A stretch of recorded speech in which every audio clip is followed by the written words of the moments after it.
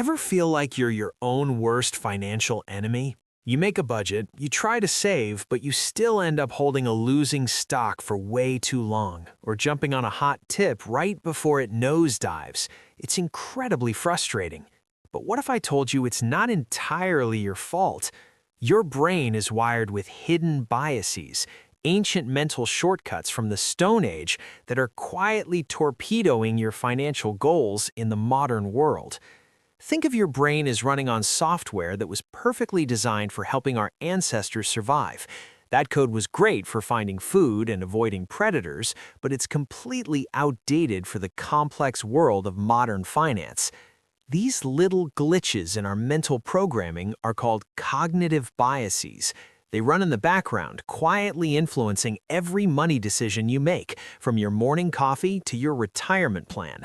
And the craziest part is, you don't even notice it's happening. Today, we're dragging 3 of the biggest financial saboteurs into the light. We'll look at the problem they create, the real pain they cause, and a practical solution for each. By the end of this, you won't just understand your mistakes, you'll have a playbook to start fighting back. The paralyzing pain of loss aversion. Let's kick things off with a big one that psychologists consider a powerful force in our financial lives: loss aversion. The problem is simple. The pain of losing feels about twice as bad as the pleasure of winning. Think about it. If I offered you a coin flip to either win $1,000 or lose $1,000, would you take it? Most people wouldn't. The fear of loss is just too strong, even with fair odds. So how does this actually mess with your money? Look at your investment portfolio.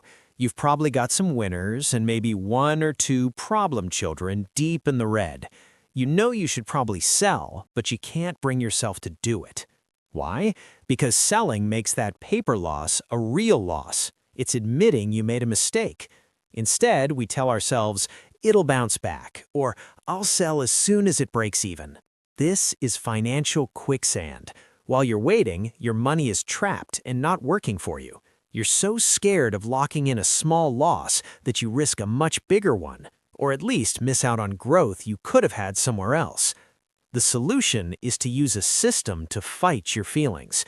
You have to create hard rules before you even invest. This is your pre-commitment. Before you buy anything, write down your exit strategy. For example, a rule that says, if this investment drops 20% from what I paid, I sell. Period. No debating, no second guessing. This simple act hands the decision over from your future emotional self to your present calm self. Your system makes the call, not your fear. 2. The dangerous illusion of overconfidence. Next up is a bias that can feel more like a superpower than a flaw: overconfidence. The problem is, we all tend to think we're a little better than we actually are. We think we're above average drivers and smarter than average investors. Of course, we can't all be above average. Overconfidence is that little voice whispering, "You can beat the market," which encourages you to ditch a solid plan. This leads to 2 destructive habits. First, excessive trading. You're convinced you know which way the market is about to turn, so you're constantly jumping in and out of stocks. But studies have shown that the investors who trade the most get the worst results, mainly because fees and commissions eat away at your money. The second habit is putting all your eggs in one basket. Overconfidence convinces you that you found the one, the next big thing, so you ignore the advice to diversify and dump too much money into a single risky bet. When you're wrong, and even pros are wrong all the time, it's catastrophic. The solution is a dose of humility, backed by a solid, boring plan. Stop trying to be a stock-picking wizard and focus on what you can control. For most people, the best move is to automatically invest in low-cost, diversified index funds. It's the ultimate humble move, admitting you can't pick the winner, so you bet on the whole market's long-term success. Also, before you make a big move, go looking for opinions that prove you wrong. If you're excited about an investment, make it your mission to find the smartest argument against it. This is the best vaccine against the blind spots that overconfidence creates. 3. The expensive pull of the herd. Our last bias taps into our deepest survival instinct, herd mentality. The problem is that we are wired to follow the crowd. For our ancestors, wandering off from the tribe was a death sentence. There was safety in numbers. That instinct is still buried deep inside us, but today, the herd isn't running from a tiger, it's stampeding into a hot stock or fleeing a market dip. This fuels financial bubbles and crashes, often showing up as two feelings: FOMO, fear of missing out, and FUD, fear, uncertainty, and doubt. Here's how it wrecks your portfolio. A new crypto or meme stock skyrockets. Friends are talking about it, and social media is filled with success stories. You feel that powerful FOMO, the fear of being left behind.